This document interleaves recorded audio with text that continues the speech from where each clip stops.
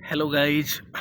आज की इस वीडियो में हम सीखेंगे एचवेक कंट्रोल पैनल क्या होता है, एचवेक कंट्रोल पैनल के ड्राइंग को कैसे पढ़ते हैं, पीएलसी पैनल जो कि पीएलसी पैनल है, पीएलसी पैनल क्या होता है और इसका इंडस्ट्रीज में उपयोग क्या होता है और कैसे पीएलसी पैनल सिस्टम को मॉनिटर करता है और कंट्रोल करता है, तो इसके बारे में जानेंगे।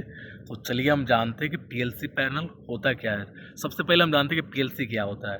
तो पीएलसी यह एक इंडस्ट्रियल कंप्यूटर होता है जो मशीन और सिस्टम को ऑटोमेटिकली कंट्रोल करता है और मॉनिटर करता है। इंडस्ट्रीज में पीएलसी का उपयोग कई जगह होता है, जैसे कि पावर प्लांट में, सब स्टेशंस में, एचवेक सिस्टम्स में, वाटर ट्रीटमेंट प्लांट्स में, मैन्युफैक्चरिंग इंडस्ट्रीज़ में और कई जगह होते हैं। जैसे कि एचवेक में पीएलसी पैनल का इस्तेमाल इसलिए किया जाता है कि प्रोग्राम के थ्रू जो लॉजिक प्रिपेयर किया जाता है और प्रोग्राम किया जाता है पीएलसी को, उस लॉजिक के अकॉर्डिंग सिस्टम ऑटोमेशंस में चले। फॉर एग्जांपल कि कब एचयू स्टार्ट होना है, कब फायर डैम्पर ओपन होना है, इसका सीक्वेंस ऑफ ऑपरेशंस क्या होगा। जैसे कि फॉर एग्जांपल कि सबसे पहले मोटराइज फायर डैम्पर ऑन होने चाहिए, उसके बाद ही आपका एचवेक सिस्टम्स के अंदर जो एएचयू को इंस्टॉल किया गया है वो एएचयू स्टार्ट होना चाहिए। फिर आपका होता है जैसे कि T+RS सेंसर इंस्टॉल होते हैं। जब रिलेटिव ह्यूमिडिटी अगर बढ़ जाएंगे तो उस केसेस में स्ट्रिप हीटर ऑन होना चाहिए। जब ह्यूमिडिटी अगर कम हो जाएंगे तो उस केसेस में पैन ह्यूमिडिफायर ऑन होना चाहिए। तो सारे ये प्रोग्राम के थ्रू इसका राइटअप तैयार किया जाता है, कंट्रोल फिलोसफी इसका तैयार किया जाता है और प्रोग्राम इसका लॉजिक क्रिएट करने के बाद प्रोग्रामिंग किया जाता है। फिर उसके अकॉर्डिंग जो है कि सिस्टम ऑटोमेशन में चलते हैं। तो सबसे पहले हम समझते हैं कि पीएलसी, ये देखिए ये हमारा पीएलसी पैनल है। पीएलसी पैनल के अंदर क्या क्या होता है, जैसे कि यहाँ पर आप देख सकते हैं कि ये आईओ कार्ड है, जो कि इनपुट एंड आउटपुट डिवाइसेस होते हैं, जैसे कि DO card digital output, DI digital input card and AI analogue input card, AO analogue output card. फिर इसमें एसएमपीएस भी होते हैं जो कि स्विच मोड पावर सप्लाई बोलते हैं, जिसका काम क्या होता है मैं आगे इसके बारे में डिटेल में बताऊंगा। तो ये हमारा पीएलसी पैनल है। पीएलसी पैनल में एचएमआई भी होते हैं, जिसको ह्यूमन मशीन इंटरफेस बोला जाता है। तो चलिए हम सीधे ड्राइंग पे जाते हैं और ड्राइंग को कैसे पढ़ते हैं इसके बारे में समझते हैं।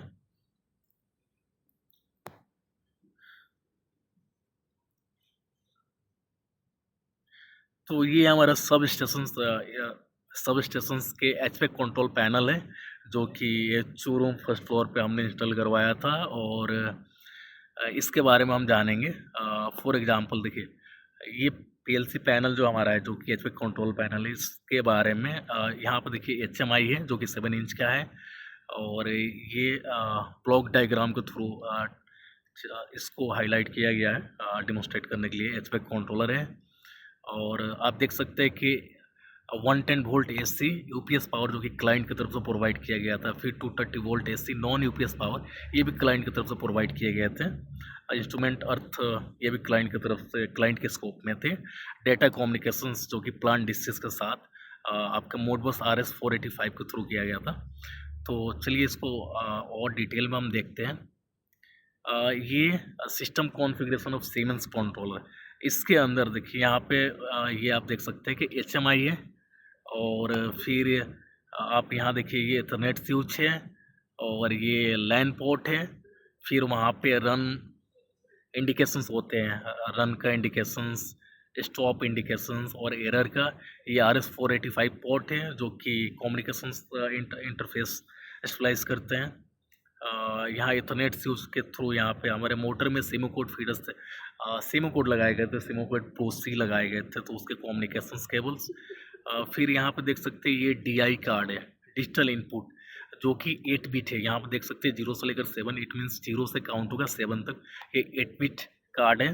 फिर DI2 ये दूसरा कार्ड है, डिजिटल इनपुट कार्ड, ये 6 बिट है। और ये आपका AI कार्ड है जो कि 2 बिट है, एनालॉग इनपुट कार्ड है। फिर आप देख सकते हैं यहाँ पे सीमेंस के जो पीएलसी जो CPU S7 ये S7 1200 है और यहाँ पे डीओ कार्ड है जो कि डिजिटल आउटपुट होते हैं, जो कि कमांड देते हैं स्टार्ट स्टॉप के। ये भी 8 बिट है, और यहाँ पे ये डीओ कार्ड ये 2 बिट है। ये आपको देख सकते हैं, ये राइट हैंड साइड में जो स्पेस दिया गया है ये फ्यूचर एक्सपेंशंस के लिए है कि अगर पीएलसी पैनल को अपग्रेड करना होगा तो यहाँ पे मोडबस मॉड्यूल डाल सकते हैं, डीआई कार्ड डाल सकते हैं। यहाँ पर देखिए 16 बिट डीआई कार्ड डाल सकते हैं, ये भी 16 बिट डाल सकते हैं, 16 बिट। फिर डीओ कार्ड यहाँ पे 8 बिट डाल सकते हैं, एओ कार्ड 4 बिट 2 बिट भी डाल सकते हैं। इसके लिए फ्यूचर एक्सपेंशन दे रखा हुआ है कि फ्यूचर में जब भी अपग्रेड करना होगा सिस्टम को किया जा सकता है। तो चलिए हम आते हैं, ये आपका जनरली ये फ्रंट व्यू है पैनल का, पीएलसी पैनल का फ्रंट व्यू ये है। फ्रंट व्यू में आप देख सकते हैं ये इंडिकेशन लैंप है L1, L2, L3, L4, L5, L6, L7। ये हमारा HMI है, और यहाँ पे इमरजेंसी स्टॉप प्रोविज़न दिया गया है कि कभी इमरजेंसी कंडीशंस में डायरेक्टली अगर आपको पता नहीं है कि सिस्टम को कैसे बंद करना है और वहाँ पर रिक्वायरमेंट है, तो आप इमरजेंसी पुश बटन दबाएंगे, तो जैसे ही दबाएंगे हमारा पीएलसी पैनल बंद हो जाएगा कम्प्लीटली, और यहाँ से जो भी कमांड जाना है, जो भी प्रोग्राम है, वो सारे आगे कम्युनिकेट नहीं कर पाएंगे। फिर ये साइड व्यू है, यहाँ पे बजर से ये अर्थिंग का सिंबल है, जो कि अर्थिंग अर्थ फीट से या अर्थ बस बार से कनेक्ट किया जाता है। ये कूलिंग फैन है जिसके साथ जिसमें फिल्टर्स भी है। चलिए, ये हमारे पीएलसी पैनल का फ्रंट व्यू है जो कि इंटरनल है। पीएलसी पैनल के डोर जैसे ओपन करेंगे तो एक टॉप में आपको एलईडी ट्यूब दिखेगा, एलईडी लाइट। फिर ये पीवीसी चैनल्स है, इसके अंदर कंट्रोलर है जो आईओ कार्ड जिसको बोलते हैं, पावर सप्लाई के प्रोविजन से, एमसीबी ब्लॉक है, फ्यूज ब्लॉक है, एंड रिले है। अब आते हैं कि ड्राइंग देखते कैसे हैं, ड्राइंग को कैसे समझते हैं। ये बहुत ही इम्पोर्टेंट होता है, क्योंकि जब तक आप ड्राइंग नहीं देख पाएंगे, समझ नहीं पाएंगे, तब तक आप सिस्टम्स और पीएलसी के बीच में इंटरफेस स्टेबलाइज नहीं कर पाएंगे, क्योंकि इसके थ्रू ही आपको समझ में आता है कि किस टीवी से कंट्रोल वायर कहाँ लेकर जाना है, फिर फीडबैक के लिए, सिग्नल्स के लिए कंट्रोल्स वायर कहाँ टर्मिनेट करना है। तो ये आपको समझना ही समझना होगा। अगर आप ऑटोमेशन फील्ड में हैं, या आप इलेक्ट्रिकल इंजीनियर हैं, या इंस्ट्रूमेंटेशन इंजीनियर हैं, तो आपको ये सारा कुछ समझना पड़ेगा। तो चलिए हम समझते हैं। यहाँ पे देखिए, यहाँ पे ये हमारा स्कीमेटिक डायग्राम है, जो कि ये फेस है और ये न्यूट्रल है। 110 volt AC UPS power client की तरफ से प्रोवाइड किए गए हैं। तो ये आपका फेस है न्यूट्रल। यहाँ पे आप देख सकते हैं एमसीबी है, ये डबल पोल एमसीबी है। ये देखिए यहाँ पे डीपी एमसीबी यानी डबल पोल एमसीबी है, जिसका रेटिंग है 10 एम्पेयर।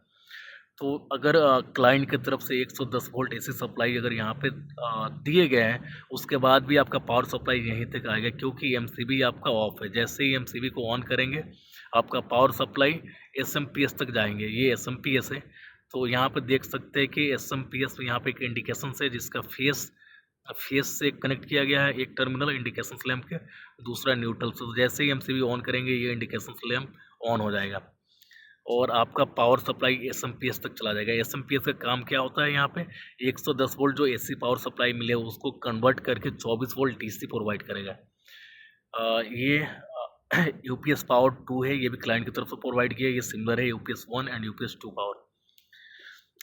जैसे यहाँ चीज़ों को हमने समझा, बिल्कुल सेम उसी पैटर्न पे ये भी है, और वैसे ही ये भी वर्क करेगा।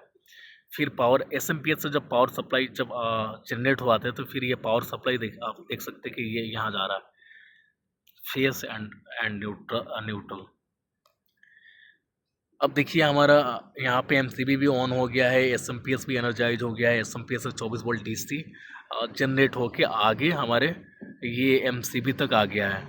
ये MCB तक आ गया। हमारा पावर सप्लाई यहाँ से लेकर ये कंप्लीट इस एरिया में हमारा पावर सप्लाई आ चुका है। लेकिन अभी भी पावर सप्लाई बस यहीं तक है। इसके लिए क्या करना होगा, जो हमारा MCB है, ये डबल पोल MCB है 6 एम्पियर का। इस MCB को जैसे आप ऑन करेंगे, आपका पावर सप्लाई यहाँ से डायरेक्टली यहाँ तक आ जाएगा।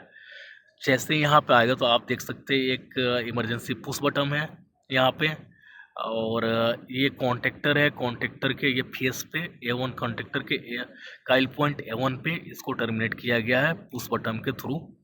और आप यहाँ फेस आपका ट्रेवल करके यहाँ कॉन्टेक्टर के A1 काइल पॉइंट पे आ चुका है। फिर आपका न्यूट्रल जैसे ही कॉन्टेक्टर के कॉइल पॉइंट A2 पे जाएंगे तो ये कॉन्टेक्टर एनर्जाइज हो जाएंगे, कॉन्टेक्टर लैच करेंगे, कॉन्टेक्टर पिक कर जाएंगे। जैसे ही कॉन्टेक्टर पिक करेंगे तो यहाँ पे आप ये जो नॉर्मली ओपन यहाँ पे शो हो रहा है, ये कॉन्टेक्टर जैसे ही पिक होगा नॉर्मली क्लोज होंगे। क्लोज होने के बाद आपका सप्लाई डायरेक्टली कहाँ आ जाएंगे, 24 वोल्ट DC बस यानी बस बार में आ जाएंगे। और इस बस बार के थ्रू आपका देख सकते हैं कि 24 वोल्ट DC सप्लाई HMI को दिया गया है, ह्यूमन मशीन इंटरफेस को, जो कि MCB के थ्रू कंट्रोल होगा। आपका पावर सप्लाई यहाँ तक आ गया, फेस आपके इस MCB तक आ चुके हैं और न्यूट्रल यहाँ तक आ चुके हैं MCB तक। ये भी MCB डबल पोल MCB है, 2 एम्पेयर का है। जैसे ही MCB ऑन करेंगे, यहाँ प्रोटेक्शंस के लिए 1 एम्पेयर का ग्लास फ्यूज़ दिया गया है। जैसे MCB ऑन करेंगे ये पावर सप्लाई आपके HMI के पास चले जाएंगे और HMI एनर्जाइज हो जाएगा। इसके बाद आप देख सकते हैं आगे और भी काफ़ी कुछ है। ये कार्ड है, कार्ड का इंटरफेस कैसे करते हैं इक्विपमेंट के साथ, जैसे कि वैम है। वैम जब स्टार्ट होगा तो इसका फीडबैक आएगा PLC के DI कार्ड पे, और फिर ये PLC को मैसेज आएगा, कंट्रोलर को मैसेज आएगा कि फील्ड में वैम ऑन हो चुका है, चल रहा है, तो उसका फीडबैक इसको मिल जाएगा और PLC के HMI पे शो करेगा।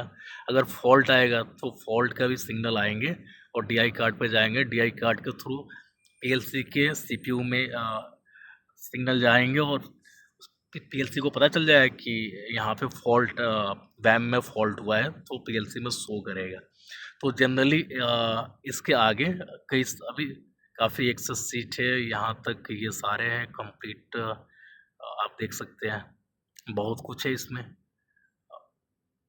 तो अगर आपको वीडियो अच्छा लगा है तो आप चाहते हैं कि कंप्लीट ये ड्राइंग कैसे पढ़ना होता है, इसका उपयोग क्या क्या होता है, कैसे इंटरफेस किया गया है रिलेटिव ह्यूमिडिटी टेम्परेचर के साथ, मोटराइज डैम्पर के साथ, पैन ह्यूमिडिफायर के साथ, स्ट्रिप हीटर के साथ, और सीक्वेंस ऑफ ऑपरेशंस क्या था, सारी इसमें एज पर स्कीम के अकॉर्डिंग आपको मैं एक्सप्लेन करूँगा, डेमोस्ट्रेट करूँगा और प्रैक्टिकल एग्जाम्पल के साथ आपको समझाऊंगा। तो आप कमेंट करिए, फिर मैं पार्ट 2 वीडियो इस पर एक वीडियो क्रिएट करूँगा, कंटेंट क्रिएट और लेक्चर्स क्रिएट करके और फिर मैं चैनल पर अपलोड करूँगा।